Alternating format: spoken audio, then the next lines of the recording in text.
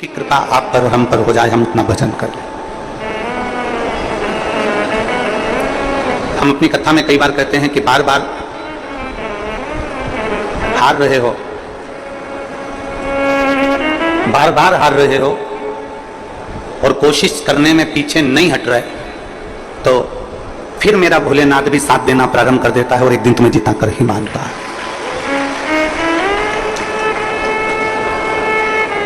हारने के बाद यदि व्यक्ति टूट जाए, यदि बार बार मेहनत कर रहा है, बार बार संघर्ष कर रहा है, बार बार परिश्रम कर रहा है, कंपटीशन एग्जाम में बैठ रहा है, सीए की तैयारी कर रहा है, आईएएस ऑफिसर बनने की तैयारी कर रहा है, कोई एग्जाम दे रहा है और हार गया, अब वो विचार करा कि अब मैं नहीं बन सकता, अब मेरे बस का नहीं।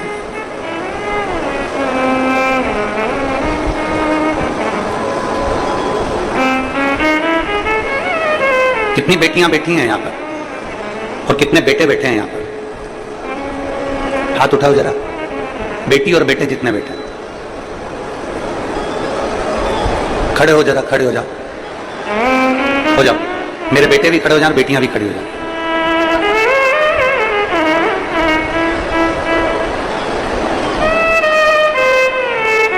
आज मैं सावन के सोमवार के दिन, सावन का दूसरा सोमवार और 72 साल के बाद ये सावन आया, आपसे केवल इतनी प्रतिज्ञा करवाना चाहता हूं कि अपनी मेहनत में कमी मत आने देना और एक दिन तुम्हें बड़े औहदे पर और ऑफिसर बनकर देखना हम भी चाहते हैं। पक्का? दोनों हाथ उठाकर हर हर।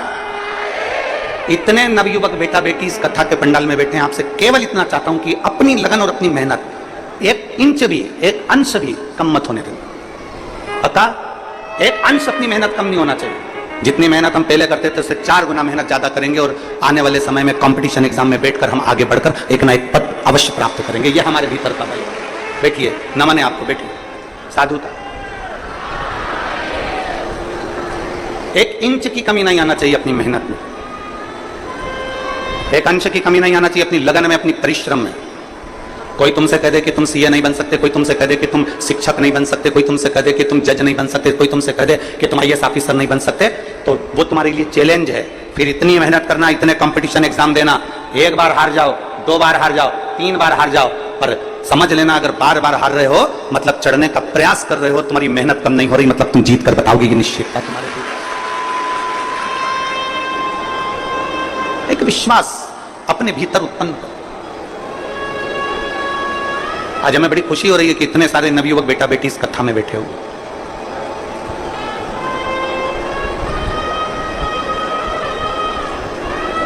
और बहुत भरोसे के साथ शिव महापुराण के सावन के महीने के दूसरे सोमवार पर यह भरोसे के साथ कहता हूं, छत्तीसगढ़ की कथा में जब भी आगे आते रहेंगे, आपके ज्वाइनिंग के लेटर के साथ कई पत्र इधर भी आते रहेंगे, ये पक्का। क्योंकि तुम्हारा विश्वास कम नहीं होना चाहिए, तुम्हारा भरोसा दृढ़ बना।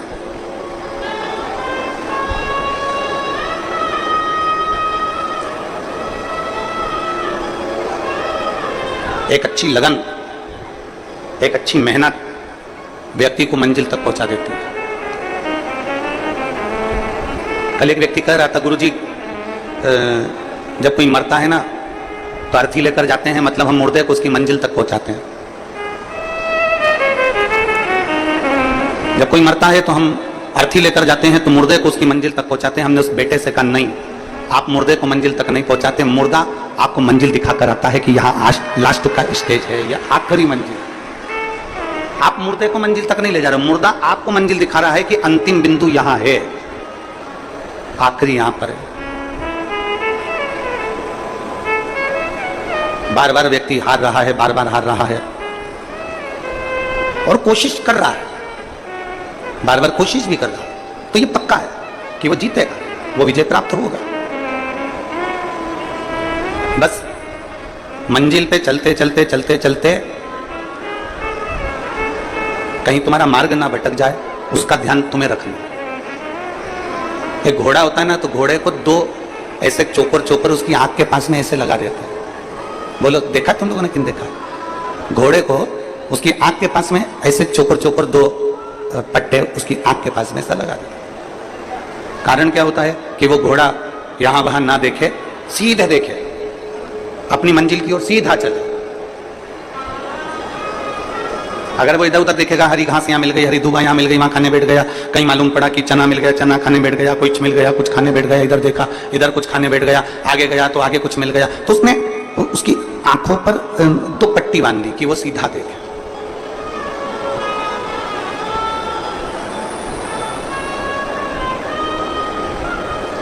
ये शिव महापुराण की कथा जो है ना, ये भी पट्टी का काम करती है। ये शिव महापुराण की कथा भी पट्टी का काम करती है। और शिव महापुराण की कथा कहती है कि ना तुम्हें इधर देखना है, ना तुम्हें उधर देखना है, अपने लक्ष्य पर और अपनी मंजिल पर देखना है, और जहां तुम्हें जाना है वहां तक तुम्हें देखना है। शिव पाने के लिए लगता है, भगवान शंकर को अपना बनाने के लिए लगता है, तो वो तुम्हारे अपने बनेंगे। एक मंजिल तक पहुंचने के लिए लगता है, तो वो मंजिल तक पहुंचोगे। केवल तुम्हारा विश्वास जागृत होना चाहिए। और जिस दिन तुम्हारा विश्वास केंद्रित हो गया, जागृत हो गया, तो फिर ये पक्का है कि तुम्हें कोई नहीं रोक सकता तुम्हारी मंजिल तक जाने से। तुम्हें कोई नहीं रोकेगा।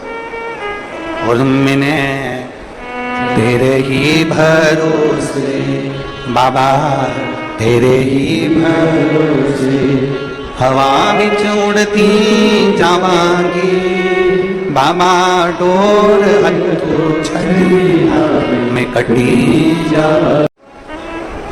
शिवपुराण लिखी गई कागज के ऊपर, गीता लिखी गई कागज के ऊपर, रामचरितमानस लिखी गई कागज के ऊपर, श्रीमद् भागवत लिखी गई कागज के ऊपर। क्यों लिखी गई? लिखने के लिए वस्त्र भी मिल जाते, लिखने के लिए और भी सामग्री मिल जाती, पर लिखा कागज पर गई है। क्यों लिखी गई? अखबार भी तो कागज का ही होता है। अरे बोलो तो जम के होता है। न्यूज भी तो अखबार पर लिखी जाती है। बहुत सारे ऑफिस में कार्य होते हैं, वो भी कागज पर लिखे जाते हैं, वो भी कागज के ऊपर ही अंकित होते हैं। बहुत सारी बातें होती हैं जो कागज पर लिखी जाती है, पत्र भी कागज पर लिखा जाता है, ऑफिस का वर्क भी सारा कागज पर होता है, होमवर्क भी कागज पर होता है, किताबें भी कागज पर होती हैं, और अखबार की जो न्यूज की कथाएं हैं, कहानियां हैं, काव्य है, सब अखबार पर लिखे जाते हैं। न्यूज भी अखबार पर लिखी जाती है, मैगजीन भी अखबार पर कागज पर लिखी जाती है, और पुराण, शास्त्र, गीता, रामायण, ये सब कागज पर लिखे जाते हैं। तो उस कागज में, उस कागज में अंतर क्या?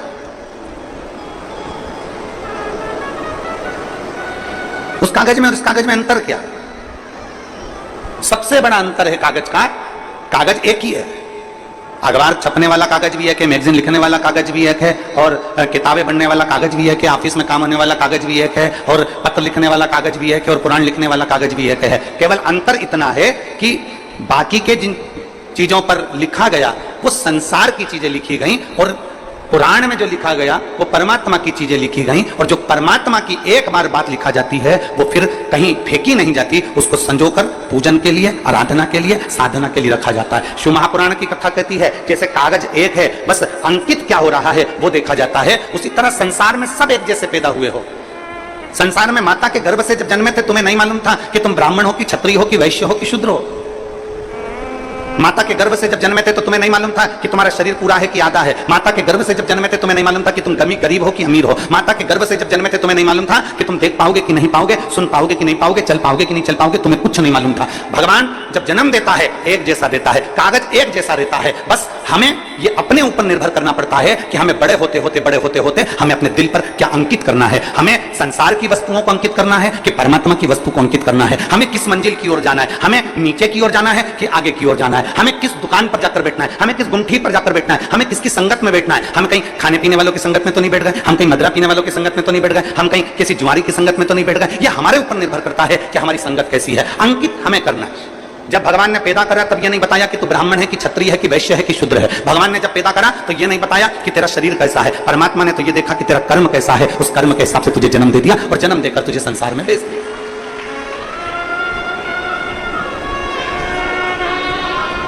अब हमारे ऊपर निर्भर करता है कि हमें कैसे बनना। एक पृथ्वी के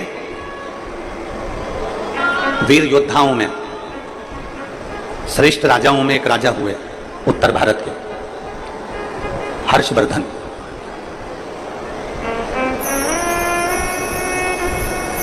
उत्तर भारत के जिन्होंने कन्नौज को अपना राज्य बनाया और उत्तर भारत और पूरे भारत में उनका साम्राज्य रहा, हर्षवर्धन बड़े वीर राजा थे, बड़े श्रेष्ठ थे। केवल एक पंजाब में उनका राज्य नहीं था, बाकी के सब जगह पर उनका राज्य था, सब।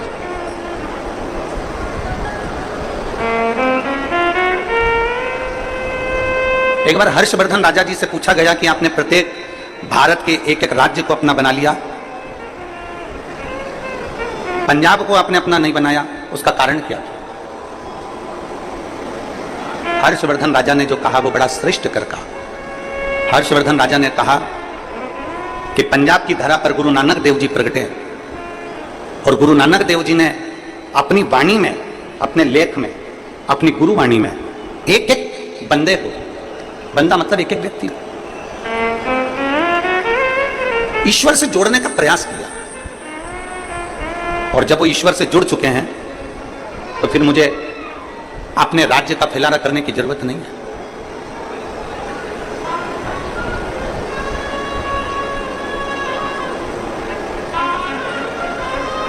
भारत की भूमि के ऐसे संत गुरु नानक देव जी जो महाराष्ट्र की पवित्र भूमि पर जाते हैं, नागेश्वर में पहुंचते हैं और औंडा नागनाथ के मंदिर के बाहर बैठ जाते हैं और अपने साथ में बैठे हुए संतों से कहते हैं कि पुकारो नामदेव जी, अगर तुम्हें मंदिर के लोगों ने पीछे पटक दिया है तो भगवान शंकर को पुकारो, भगवान शिव के प्रति अगर आपकी भक्ति दृढ़ होगी तो यह मंदिर का दरवाजा भी पलट जाए। गुरु नानक देव जी के कहने पर संत नामदेव जी ने भगवान को पुकारा और भगवान देवादिदेव महादेव ने ऐसी कृपा कर दी थी कि वो नागेश्वर का मंदिर पलट दिया था। आज भी अगर महाराष्ट्र में आप दर्शन करने जाएं तो बड़ा सुंदर शिव का मंदिर है औंडा नागनाथ का। आप लोगों में से कोई गए दर्शन करने के लिए? कोई गए हो तो हाथ उठाओ जरा। गए और बहुत अच्छी बात है। कभी अगर मौका मिले महाराष्ट्र में तो औंडा नागनाथ जी का मंदिर बड़ा सुंदर। बस यह है कि वो थोड़ा मंदिर में जो शिवलिंग है वो छोटा सा नीचे की ओर है, तो थोड़ा धीरे से उसको जाना पड़ता है। एक दो लोग जाते हैं, फिर एक दो लोग निकल जाते हैं, तब एक दो लोग अंदर जाते हैं। ऐसा मंदिर का केवल एक भक्त के लिए। गुरु नानक देव जी के कहने पर, संत नामदेव जी के कहने पर भगवान शंकर ने अपने मंदिर का दरवाजा बदल दिया था।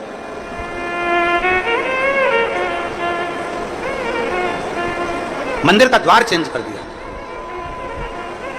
तो राजा हर्षवर्धन जी से कहा गया कि आप राज्य करते हो, आप निवास करते हो। राजा हर्षवर्धन केवल अगर भजता था तो शिव को भजता था, उसके सिवा भजता ही नहीं। उसकी चित्तवृत्ति में शंकर के सिवा कोई आता ही नहीं। वो कहते हैं ना, तेरे सिवा कोई और मुझे भाता नहीं है। शिव के सिवा उसको कोई भाता ही नहीं है। राजा हर्षवर्धन शंकर की भक्ति में ऐसे रम गए कि सुबह से शाम तक अपना राज्य संभालना और शंकर की भक्ति धारण करना। ओम नमः शिवाय, श्री शिवाय, नमस्तुभ्यं, स्मरण करते रहना।